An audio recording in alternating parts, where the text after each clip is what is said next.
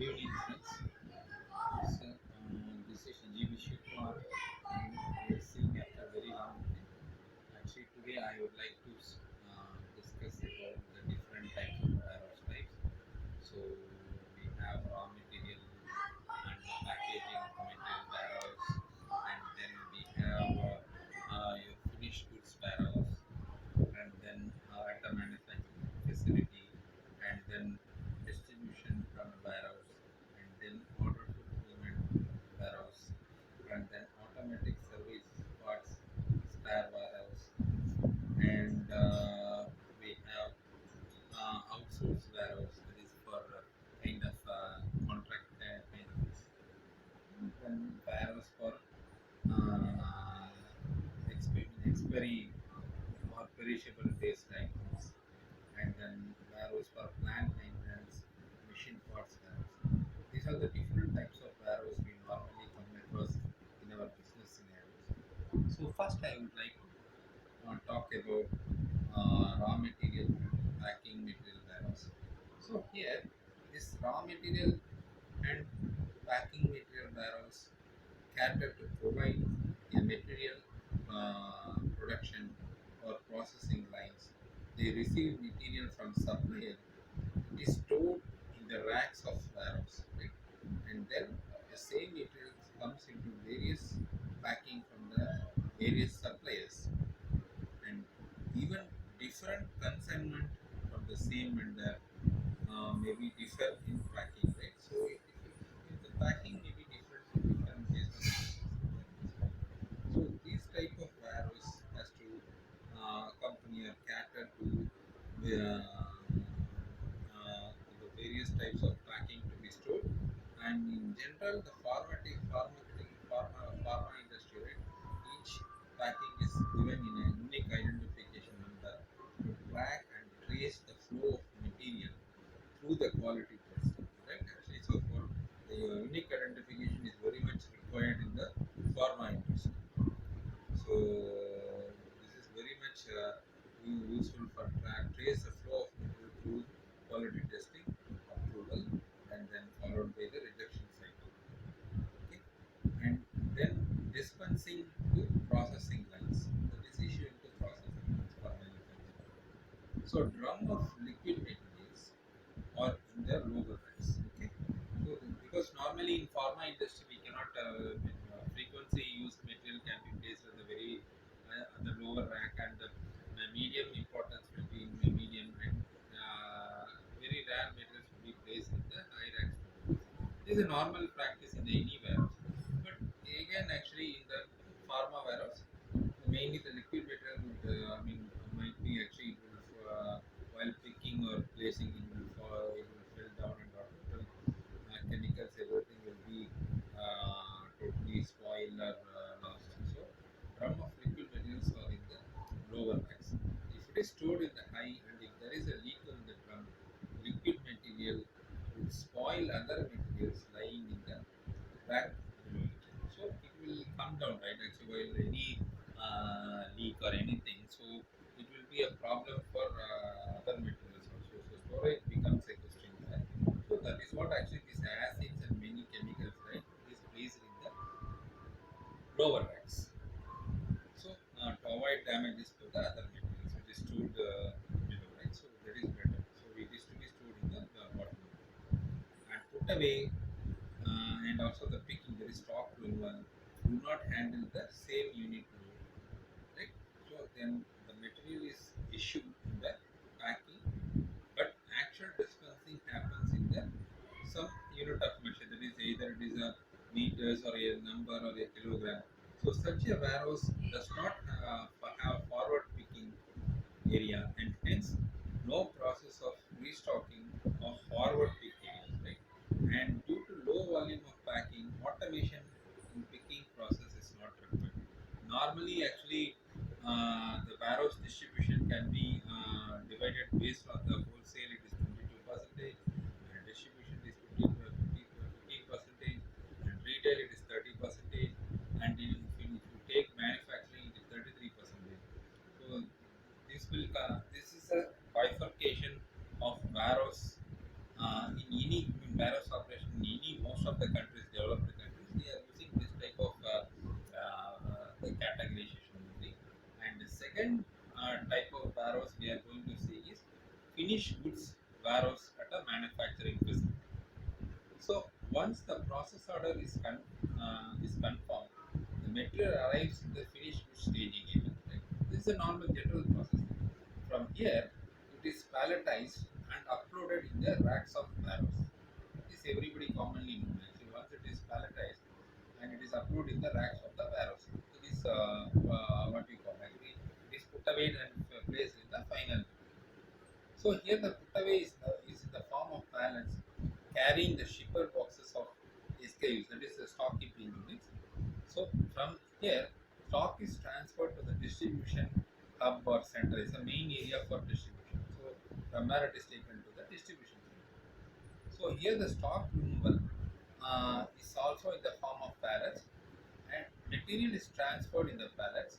Put away and picking and packing, stock removal and handles the same unit load. So whatever the measurement, actually the quantity they are using the same to be used overall. Okay, and the so it is a finished goods barrows at the manufacturing facility. So material is transferred in the pallets. This is very important to keep in mind. And put away and picking, that is stock removal handle, same unit load. Okay, that is very important. Stock keeping units should be same throughout the process.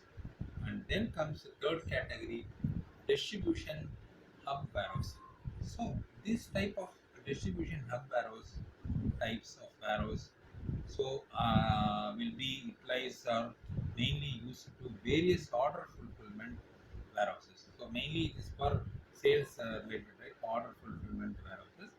This warehouse receives the material from the manufacturing finished goods warehouses as well as from the P2P suppliers. Okay, P2P is nothing but is everybody knows actually procure to pay. Okay,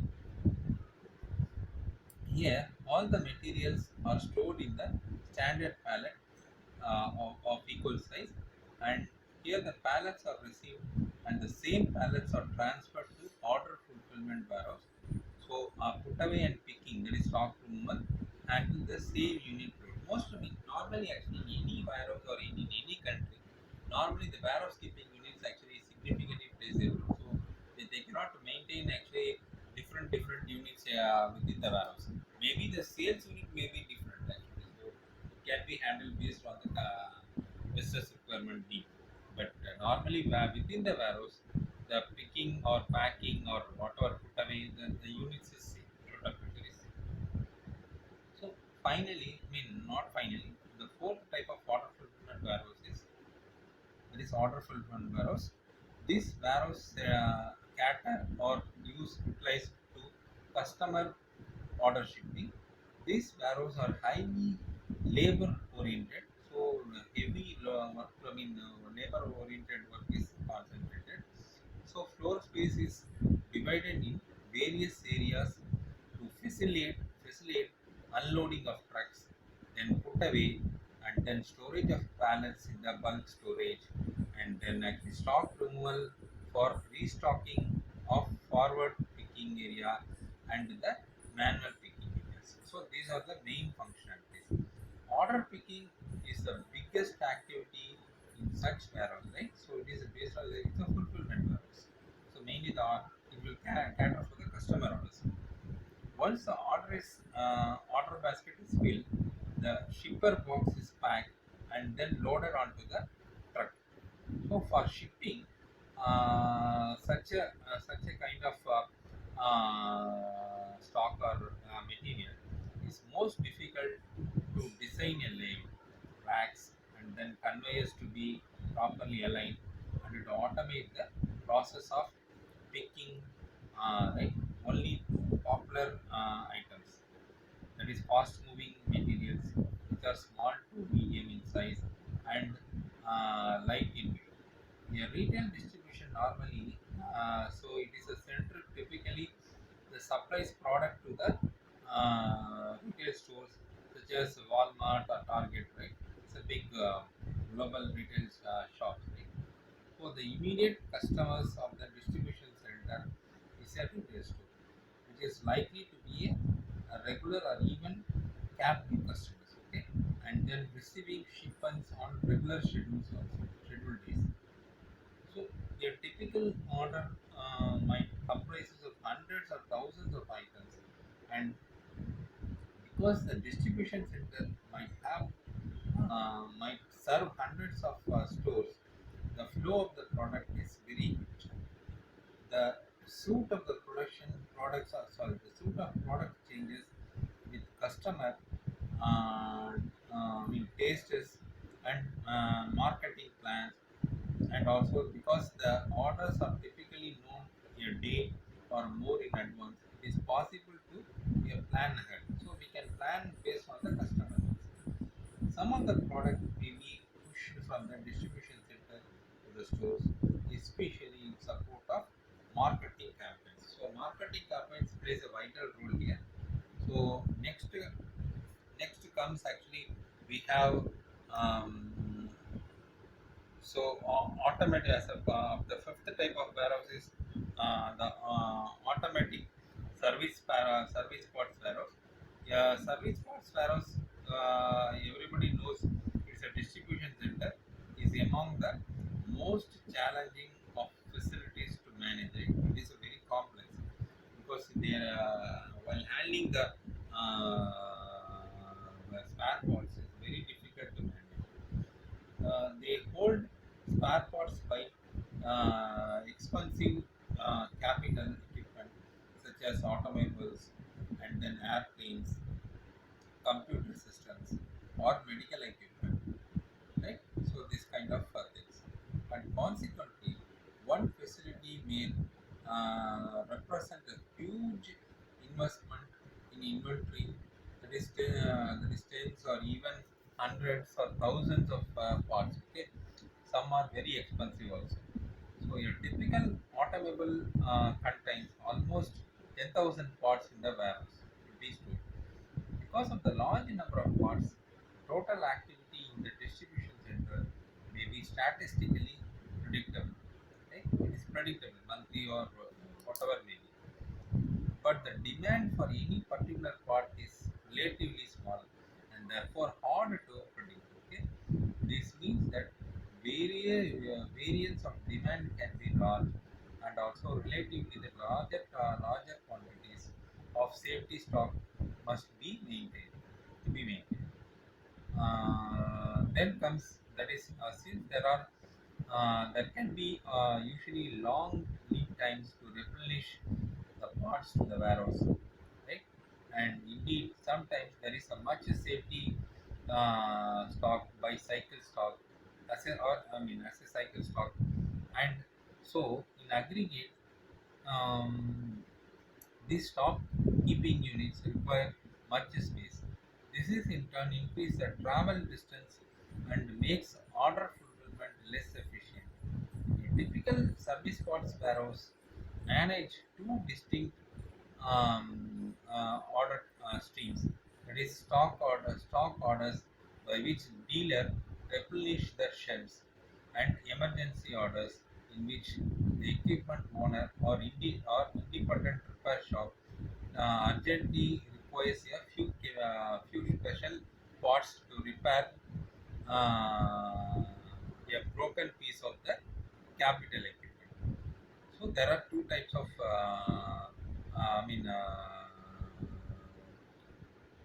there are two types of service ports are there. Okay, so order streams, and then actually we have urgent equipment or dependent on the repair shops and all, emergency orders, and then order streams. So, stock orders tend to be large and fairly predictable replenishment of popular consumables, while emergency orders are typically small, either two or three big lines. So, those are unpredictable and urgent because expensive capital equipment is likely waiting for the repair.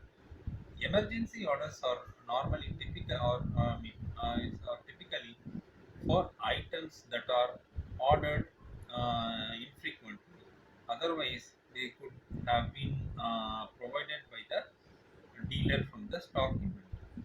Such orders say, for example, a few slow-moving items that must be picked immediately or relatively expensive to handle. Worse, and customer ordering for the uh, for a repair, so might order before they are absolutely sure which parts need replacement, and so there can be a significant percentage of returns to be handled at the warehouse. Actually, I'm trying to explain in. I'm trying to explain it in detail. So, actually, it's very difficult to recall or keep it in reminder. Actually, so if any mistakes, actually, please excuse me. So, yeah. Customers ordering for repair might have before they are absolutely sure which parts need to be replaced. And so there can be a significant percentage of returns to be handled in the warehouse. Okay? And for most orders in a service parts warehouse, there are not sufficient. There might be or not sufficiently reliable patterns of movement to justify special process, but one can lay out stock to be more space efficient by storing similar sizes together. Okay, thereby reducing travel. Furthermore, one can leverage the chances of having to travel long distances. For example, it can be advantageous, especially for the emergency orders, to store product together that are likely to be stored together. And another complication is that life cycle of service parts is unusual with the three stages of product life, right? The failure rate of many mechanical components follows a bathtub distribution curve, which means demand for these parts are higher at the beginning, and then at the end of the life it will slow down. Early failures are generally due to manufacturing imperfectness, right? Midlife failures are generally due to the random event that stress the parts beyond its tolerance. And end life failure are due to the expected wearing out of products. Demand for product generally reflects this pattern and create challenges in the warehouse. For example, there is a little time to ramp up availability of the new product at the start of the life cycle. Okay, and also the parts are more frequently requested at the end of the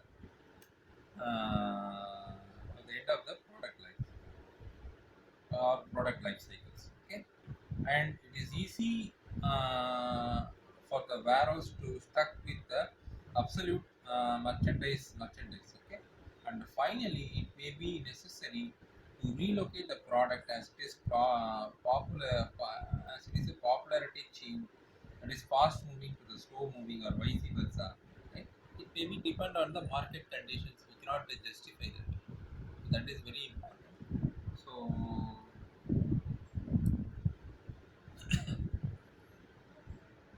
So a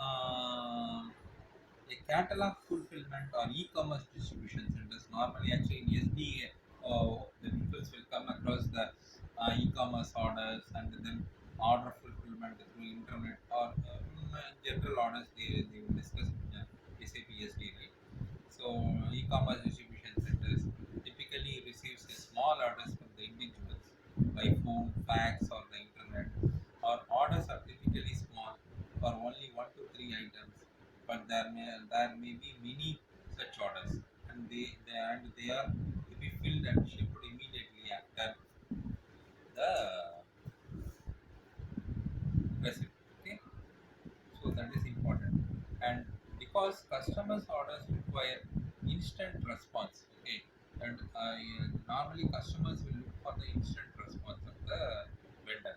So such distributors typically try to shape the demand by offering special prices for the ordering at a certain time or certain quantities, or for accepting more available delivery dates. Okay, and then we have the sixth type of warehouse called outsourced warehouse. Okay, so sixth type of warehouse is the outsourced warehouse.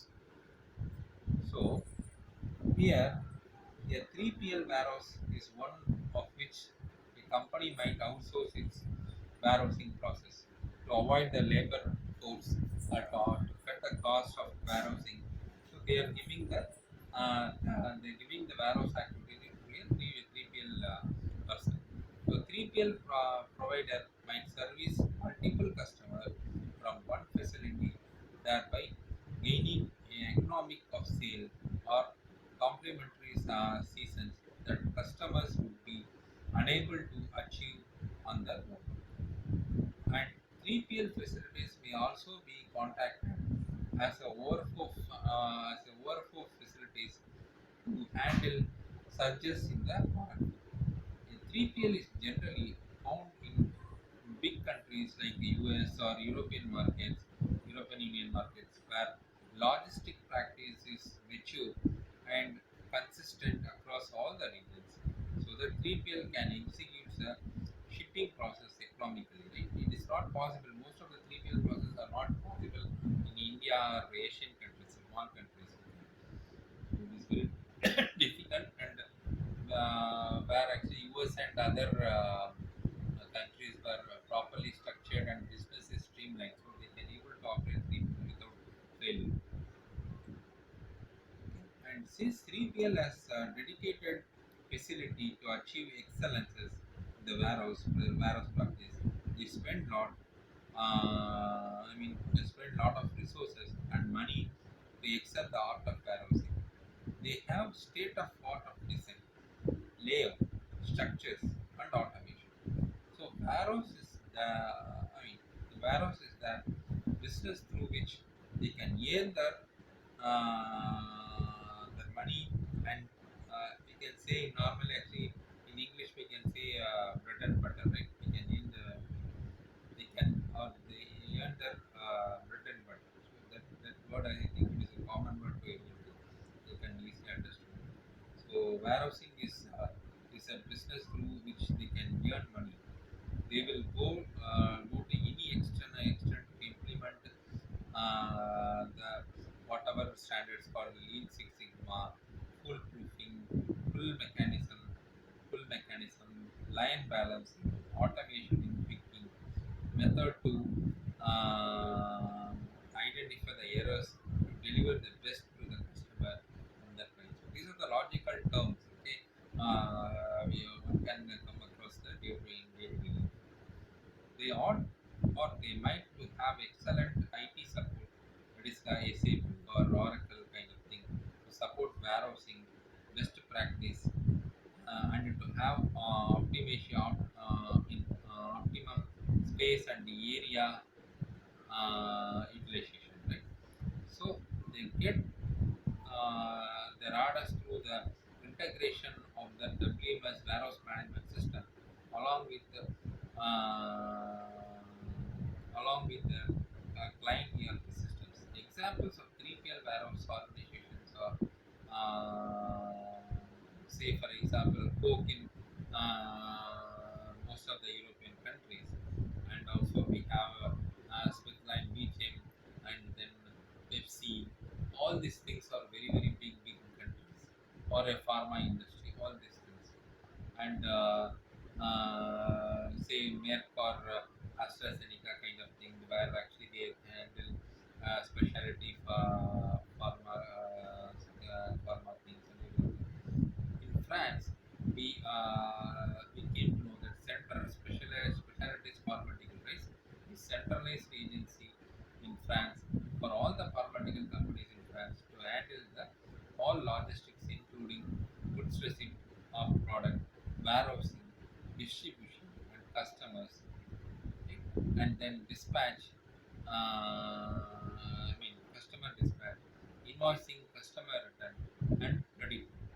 So normally they have the country-wise control of logistics and business practice. Okay, every country will have this. Any pharma industry in any country, they have it. So normally we can come across the interface between SAP and EPR systems using IDOC. So and also we can use flat file interfaces. Okay? These are the options. And as a seventh type of warehouse, we can see the warehouse for the perishable items. So so far we have come across the different types of warehouse. So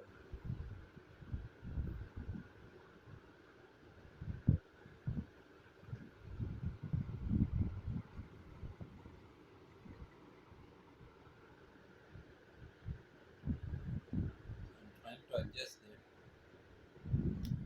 See that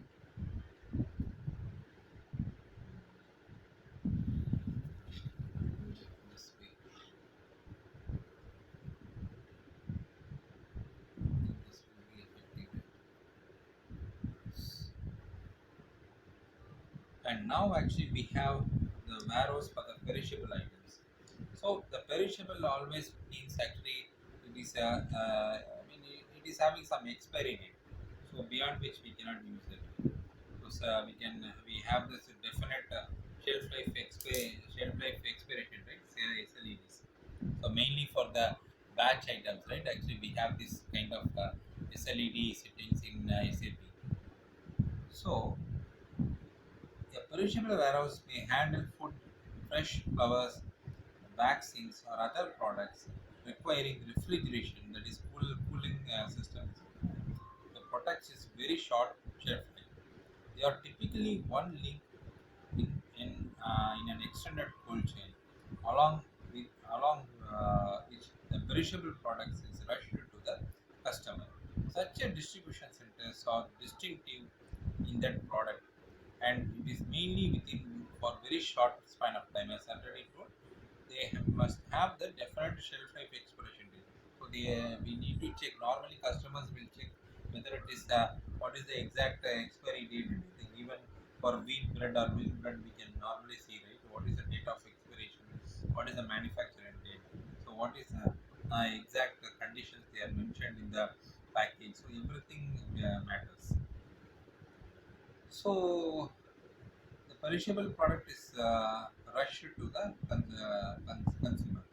So such distribution centers are distinctive in the product and within for very short span of time. Frequently only hours also some kind of food articles, right, vegetables and all. Also there is a great emphasis on using space effectiveness because with the refrigeration it is almost it is expensive. Because actually we cannot keep all the materials within the refrigerator, and refrigeration requires a huge space that is extremely possible. I mean, unfortunately, it's really not possible for the to cover the cooling system for a very large area. It is expensive. They face many challenges in inventory management, including requirements to ship the products according to the first in, first out, or first expired, first out. Also, there are typically many restrictions on how the product is handled. So, for example, chickens, right? Actually, food items cannot be stocked on the top of anything, right? We cannot stock on top of any other product to protect against juices dropping onto the product below and contaminating it. Okay. Finally, appropriate temperature must be maintained, and this can be different to the different kind of products. So normally a typical food distribution center operates separate areas for ambient temperatures, chilled, that is even actually around 2 degrees centigrade, 35-degree Fahrenheit kind of temperature maintained, and the frozen products, for example, minus 18 degrees centigrade, around 0 degree Fahrenheit. Okay? To protect stored products, it is important to avoid bringing in anything warmer. Okay, we cannot bring the hot materials in the cold storage. This type of warehouse will become more common, in case of India, China, Brazil, and other, very hot countries, like these hot climate countries, and other rapidly industrializing countries build a middle class, which will increasing the necessity for the fresh food, vegetables, meat, and dairy to store in the warehouse. Normally, actually, in India, kind of countries, actually developing countries, government is giving that refrigeration kind of units, so they can the vendors or companies which is manufacturing the food products actually can store with the help of government aids and all, and they need to pay for the government or sell or private warehouses also there. And the eighth type of warehouse is plant maintenance machine spare parts warehouse. These warehouses are used to store spare parts of machines being used in the machinery manufacturing plant. These warehouses are not part of the supply chain logistics, and uh, we have the best practices of supply chain warehouses are not applicable to such warehouses. So inventory turnover of slow moving items of supply chain warehouse may be similar for the fast moving items of maintenance spare parts warehouse. Okay? And stocking of items depends on the shape, size, and weight, and even resistance of the material of spare parts against the corrosion, moisture, say even sunlight and temperature.